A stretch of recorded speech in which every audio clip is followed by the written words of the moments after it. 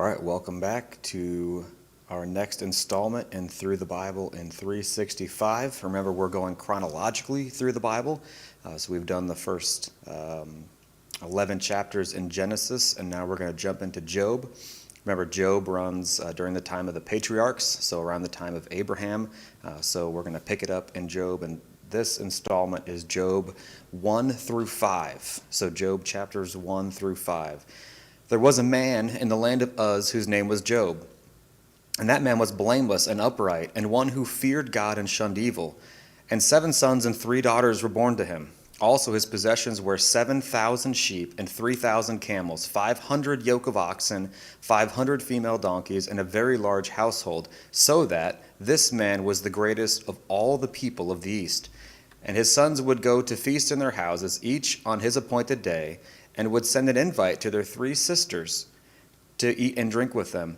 So it was that when the days of feasting had run their course, that Job would send and sanctify them. And he would rise early in the morning and offer burnt offerings according to the number of them all. For Job said, "It may be that my sons have sinned and cursed gods in their heart."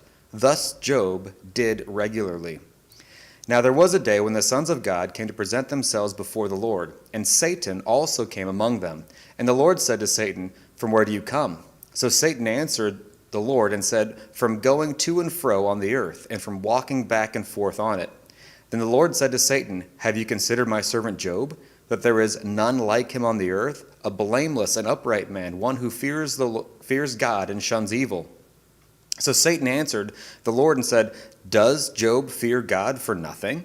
Have you not made a hedge around him, around his household, and around all that he has on every side?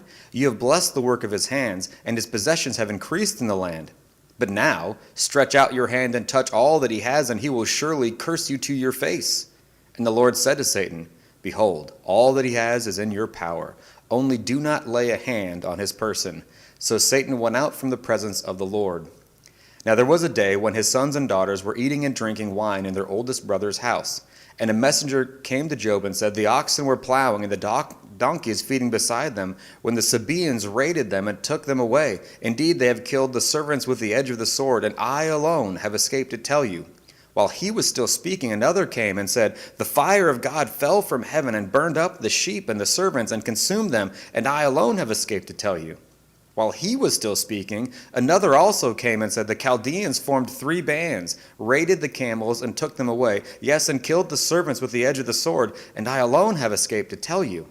While he was still speaking, another came and said, "Your sons and daughters were eating and drinking wine in their oldest brother's house, and suddenly a great wind came from across the wilderness and struck the 4 corners of the house, and it fell on the young people, and they are dead. And I alone have escaped to tell you." Then Job arose, tore his robe, and shaved his head, and fell on the ground and worshipped. And he said, "Naked I came from my mother's womb, and naked shall I return there. The Lord gave, and the Lord has taken away. Blessed be the name of the Lord." And in all this Job did not sin, nor charge God with wrong. Again, there was a day when the sons of God came to present themselves before the Lord, and Satan came also among them to present himself before the Lord. And the Lord said to Satan, "From where do you come?" Satan answered the Lord and said, "From going to and fro on the earth, and from walking back and forth on it." Then the Lord said to Satan, "Have you considered my servant Job, that there is none like him on the earth, a blameless and upright man, one who fears God and shuns evil? And still he holds fast to his integrity, although you incited me against him to destroy him without cause." So Satan answered the Lord and said, "Skin for skin. All that a man has he will give for his life, but stretch out your hand now and touch his bone and his flesh, and he will surely curse you to your face." And the Lord said to Satan, "Behold, he is in your hand, but spare his life." So Satan went out from the presence of the Lord and struck Job with painful boils from the sole of his foot to the crown of his head. And he took for himself a potsherd with which to scrape himself, while he sat in the midst of the ashes. Then his wife said to him, "Do you still hold fast to your integrity? Curse God and die." But he said to her, "You speak as one of the foolish women speaks. Shall we indeed accept good from God, and shall we not accept adversity?" In all this Job did not sin with his lips. Now when Job's 3 friends heard of all this adversity that had come upon him, each one came from his own place: Eliphaz the Temanite, Bildad the Shuhite, and Zophar the Naamathite. For they had made an appointment together to come and to mourn with him and to comfort him. And when they raised their eyes from afar, they did not recognize him, and they lifted up their voices and wept. And each one tore his robe and sprinkled dust on his head toward heaven. So they sat down with him on the ground 7 days and 7 nights, and no one spoke a word to him, for they saw that his grief was very great.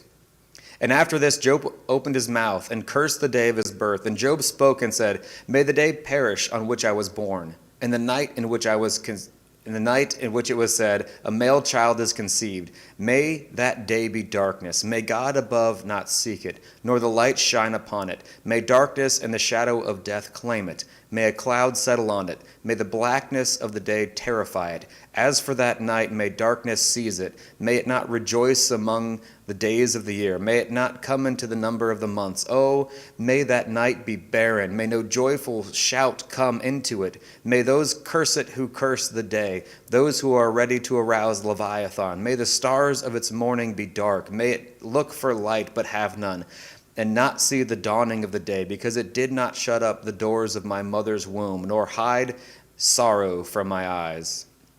Why did I not die at birth? Why did I not perish when I came from the womb? Why did the knees receive me, or why the breasts that I should nurse? For now I would have lain still and been quiet. I would have been asleep.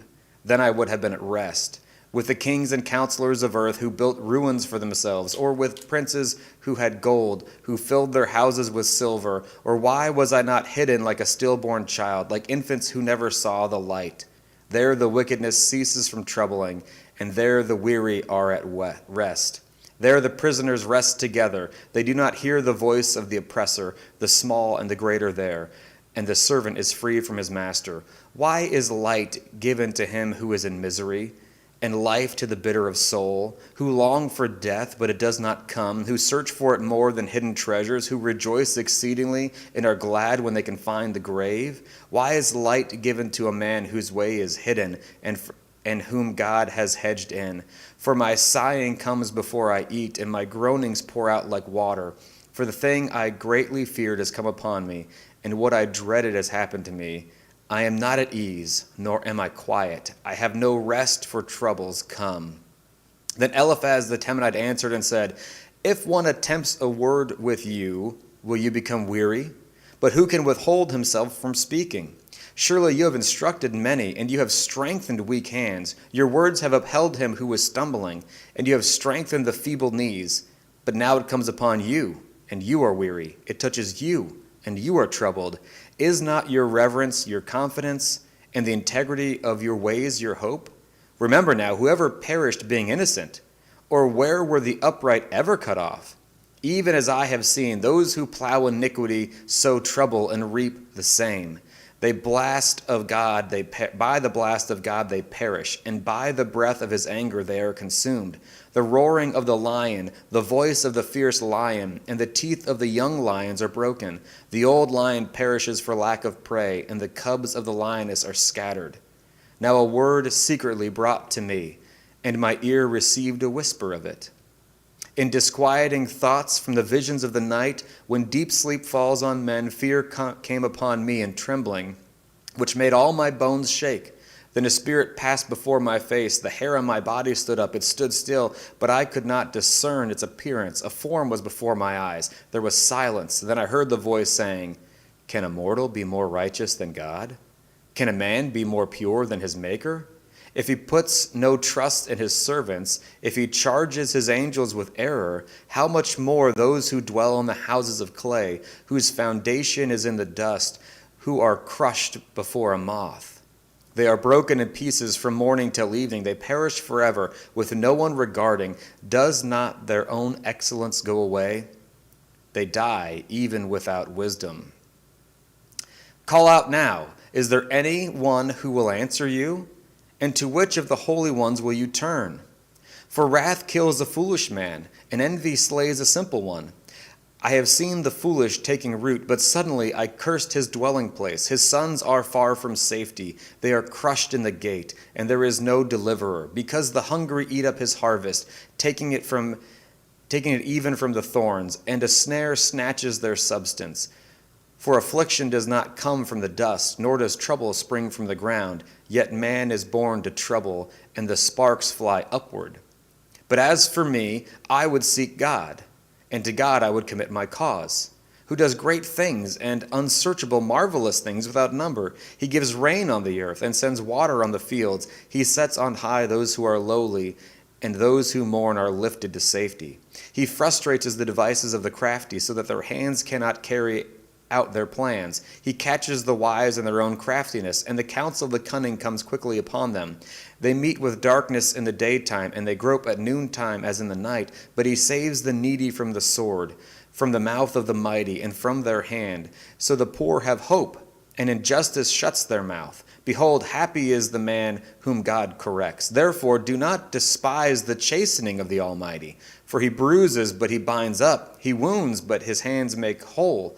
He shall deliver you in 6 troubles. Yes, in 7 no evil shall touch you.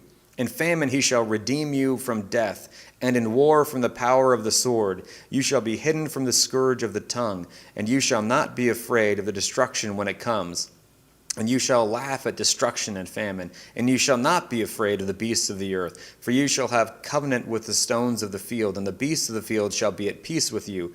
You shall know that your tent is in peace. You shall visit your dwelling and find nothing amiss. You shall also know that your descendants shall be many, and your offspring like the grass of the earth. You shall come to the grave at a full age, as a sheaf of grain ripens in its season. Behold, this we have searched out. It is true. Hear it and know for yourself.